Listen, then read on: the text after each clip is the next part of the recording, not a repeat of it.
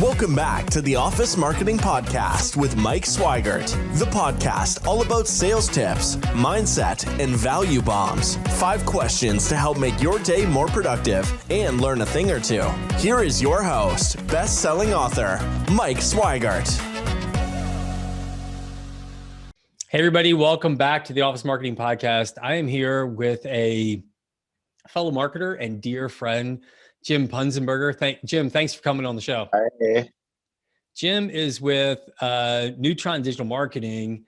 Neutron Digital Marketing, it really positions Jim as, I think, Jim, can we call you world-renowned when it comes to this IT world of B2B lead gen? I mean, would that be fair to say? Sure. I mean, we got clients all over the world, so I think that would fit. Okay, good. Well, you're definitely the first world-renowned IT B2B and software specialist that we've ever had on the show. So I'm super excited about having you. And really, on today's show, we're going to talk about kind of sharing more strategies, even where maybe some of our listeners can learn from your industry to carry over to help their industry generate more leads. Are you game? I am. All right, good. Thanks a lot. Hey, tell us a little bit about yourself. Yeah. So my background is I owned an IT business for about 10 years. Ended up getting an offer from a competitor and selling that business. I realized I enjoyed marketing. And now here we are. We've been helping technology-related companies, B2B companies, grow for the last going on 5 years now. That's what my main focus has been, and what my team's focus is helping B2B.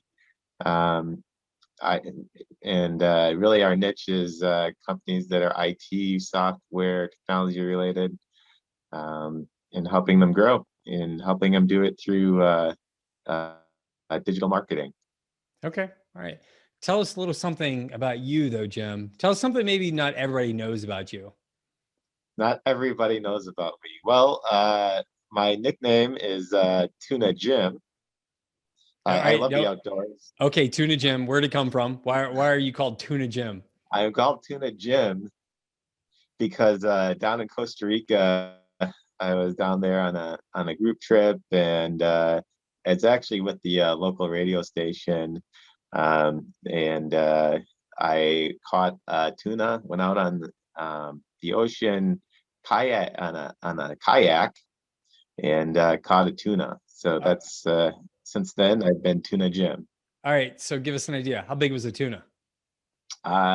Really, really big. I don't know if you see my hand, but well, like any true fisherman, thank you. I'm guessing it was somewhere around 3 pounds, but the story keeps getting bigger and bigger.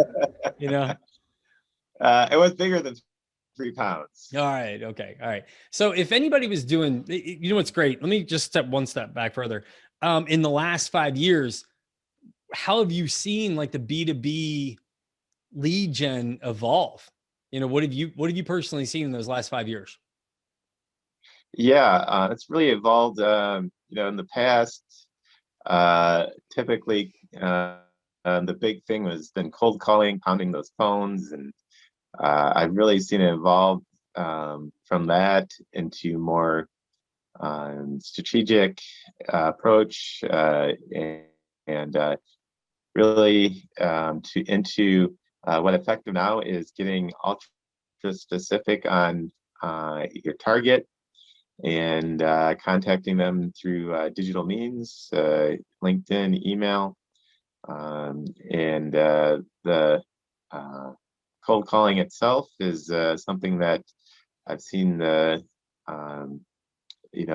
big thing now is nobody answers their phones, or if they do, it's usually a gatekeeper. So having other means that you can reach out to the prospects directly is effective, instead of just talking to voicemail or secretaries. Okay, so it's 2021.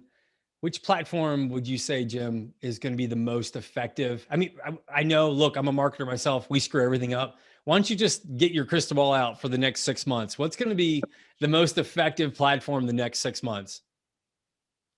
Well, it really depends on who your specific target is, but in my world, in the B2B world, LinkedIn is what I see to be the most effective single platform over the next 6 months. All right, share with us. I don't want to don't give away all your secret sauce, but share with us one strategy when it comes to LinkedIn that would be effective for people for, say, an outreach, like say just through messaging on LinkedIn. What's a tip you could give somebody there? Well, when it comes to messaging itself, I would step back a minute and say, a real quick tip about the profile. Really, you want your profile when you're dealing with lead generation to be focused on how you can serve the client, how the client would benefit from working with you. When most people's profiles look like a resume, a resume is great if you're looking for a job, but not good if you're looking for clients. So the first tip would be convert your resume or your profile from a resume into a marketing piece, something that speaks to your ideal prospect specifically and tells them how they'll benefit from working with you. Not really, the prospects really don't care about your background specifically. They really care about how you can help them or how they can benefit from working with you. I like that, Jim. So So if you are, so if you're going to go get somebody and meet them when they do come check you out, make sure they're checking out something that connects with them. Is that kind of what you're saying? yes, where you went to school and where you worked in the past is most likely not going to connect with them. But if you can help them reduce their IT spend by 20%, that's something that they're going to be interested in connecting with you about.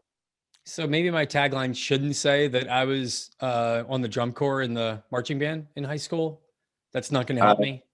Well, if you're targeting band, probably if you're targeting, let's see, band coaches. Yeah. Okay. All right. I would Good. say, yeah. If you're All right, targeting, technology executives, probably not.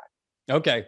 All right. So let's I'm going to hold you to it though. Like now I've updated my landing page or my LinkedIn page. Looks nice and it messages to my ideal customer. Give me a little tip when it comes to doing an outreach on LinkedIn. Yeah. So really, it's engaging with them in messaging, just like you would if you met them in person in real life. Start with asking questions about them. People love talking about themselves, so really ask them something about a question about their business, and that's a great way to start. And then ask them. Really, ultimately, you can go back and forth the dialogue and ask them if they're interested in what you offer. You bring up a really good point, something I hadn't even considered. I did decades of being a business development guy, whether it be for selling, GE or Hayworth or Herman Miller, and being out there in the marketplace. And one of my favorite questions to ask people when I would go to a networking event was, I'd go up to you and say, "Hey, hi, Jim, nice to meet you. Hey, who's your favorite customer or type of person you like to connect with at an event like this?" And I would literally start my conversation like inhuman, right? Like person to person, right? And I would walk up and say, like, who do you like to connect with? And that was one of the nicest things. It helped me so much because even when I met that person, now I know, oh, I know so-and-so over there. I need to connect them with, this person or that person. I mean, how would we roll something like that into a LinkedIn or email outreach? This episode of the Office Marketing Podcast is brought to you by Fusion Advisory. We help commercial contractors generate leads online profitably. Check us out at fusion-advisory.com. Yeah, well, I would start with just asking them, tell me more about your core business, or, something specific about, do you guys offer this? And then from there, do you That's great. Who is an ideal prospect for you? Okay. You can add, or who would be an ideal referral for you? Okay. Now, how do you transition, or how effective is it? Obviously, you're in the B2B business. This is exactly what you do. How effective do you think it is starting a conversation digitally and turning it into business? Do you feel like it's still effective? It's very effective. I do it every day. Well, that's very good. And at the end, I'm going to let you share your contacts so you can share that story. But in the meantime, let's learn a little bit more about you, Jim. So talk to me about like your energy and mindset. I mean, over the last a little over a year now, you and I have become very good friends. And, I love your energy. Talk to us about like, what do you do to keep Well, that? you must use the term friend loosely, but Well, at least someone I love getting great ideas from. So talk to me about like energy and mindset. What do you do to keep it positive? You're up there in Wisconsin with probably 15 feet of snow around you. What are you doing to keep your mindset positive? yeah. Well, one thing is I like to continue to learn. So one way of reading and consuming, books and content that's positive, I find really is effective and helps with that. If you're, um, one of the things I like to do is listen to Audible audiobooks, and ones that have because a few things. I learned something from them, and B, the authors are usually positive, and when you're uh, listening to a positive speaker, it keeps you positive. So I love it. um, that's one tidbit or one way that I like to keep a positive outlook on things, is by listening to other positive people. And hey, you're getting in the gym a little bit too. I mean, I think over the last year, you've been pretty dedicated to your gym time too, haven't you? I am. I go to the gym at least 5 days a week. Attaboy. Attaboy. Now, gym is literally just totally different for me. I'm a cardio guy. Many people know that, listen, I did my third Ironman last November, and gym can lift more weight than most mortals are capable of doing so. You're one of my stronger friends, Jim. Well, thank you. Well, you're quite Maybe, welcome. So, next time I see you, you'll sit on the leg press machine, because I'm always trying to get people to sit on it because I can't put enough weight on it. So I need nice. more. Hey, that's a Uh, good problem. That's a good problem to have. All right. Hey, you keyed in there. So talk to us about what's something that you're listening to on Audible or you've listened to that really stood out that's been one of your favorites recently. well, the one that I listened to recently is Grant Cardone, and Stellar Be Sold. Okay. Um, Grant is a guy that has great energy behind him, and is the unlimited positive energy about him, and there's great. I'm always studying sales, and is one of the things. I'm just always studying in general, but uh, sales is one of the things that I is a great interest of mine, because without that, I'd be broke for not making sales. There'd be a lot of people listening that would be broke if it wasn't for sales. I So, do like Grant. I like his energy, his moxie. He was born salesman. He has succeeded. He has failed. I believe that people that succeed and then fail and then succeed again are some of the best people in the world, because they just kind of not only have a chip on their shoulder, they know what it's like to fall backwards, and they keep themselves from doing it. yeah, it's one of the things he says is always show up. Mm, Just always show up, and always keep going. If I you love it. show up every day, and you put on your running shoes and you start running, you're gonna you'll get somewhere. You'll be ahead of further to at the end of the day, you'll be further ahead than you were at the beginning of the day. And as long as you do that every day, you'll uh, e- even if you have setbacks, and as long as you keep moving forward, There's nothing that you can't overcome. I love it. I love it. Is there a piece of advice, a quote, or anything that kind of sticks in your head that you'd like to share, or something that keeps you moving forward? Well, one of my favorite quotes is by a guy named Henry Ford. And I'm kind of thinking about him because I'm about to go buy a brand new truck from the Ford company. But anyways, the quote specifically is, if you think you can or you think you can't, you're right. So your mind is and your thoughts are very powerful.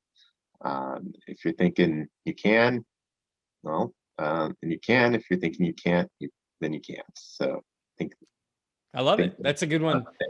Thanks, Jim. And if somebody wanted to get in touch with you and pick your brain about stuff, how would they do it, Jim?